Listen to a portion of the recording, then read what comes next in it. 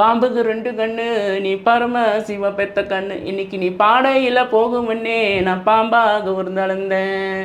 இதாவது ஒருத்தங்க இறந்து போனா நம்ம தவிச்ச தவிப்பு எப்படி பாம்பாவே உருண்டு அழுவுறேன்னு சொல்லி அவங்களால அந்த இமோஷனலை வந்து பாட்டா கொண்டாடுறாங்க. அதாவது இதெல்லாம் எந்த ஊர்ல தேடி பிடிச்சீங்க நீங்க? இது எங்க ஊர்லயே பாடுவாங்க. அந்த காலத்துல மலேசியாலே? பாட்டிங்கெல்லாம் பாடுவாங்க. அந்த அந்த ஒரு இறப்பு நடந்தாலும் அந்த ஒரு ஒரு கேங் வரும். ஒரு குழுவே வரும் அந்த ஒப்பாரி பாட்டு பாடுறதுக்கு.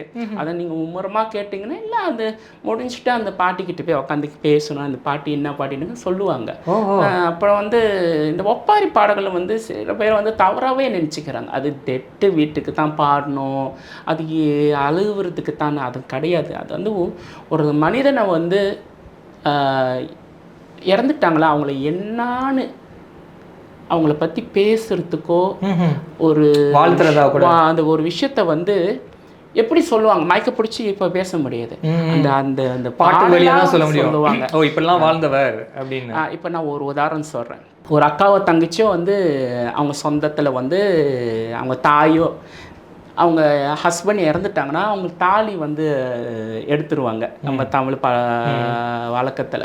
அது எப்படி சொல்லுவாங்க, அந்த அழுது அந்த அந்த அந்த துக்கத்தை எப்படி சொல்கிறது? குண்டு தாலி கட்டி கூடாரம் கல் நெருக்கி, இன்னைக்கு குண்டு வாங்க வந்த மக்கா கூடாரம் கொல்லலியோன்னு சொல்லி அழுவாங்க.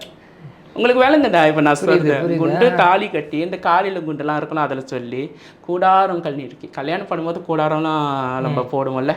இன்னைக்கு குண்டு வாங்க வந்த மக்கா, அதாவது அந்த இறப்புக்கு வந்து அந்த தாலி அறுக்கிறதுக்கு இவ்வளோ ஜனங்க வந்திருக்கு அந்த சாவுக்குன்னு சொல்லி அந்த மாதிரி சொல்றதுக்கு தான் இந்த ஒப்பாரி பாட்டு.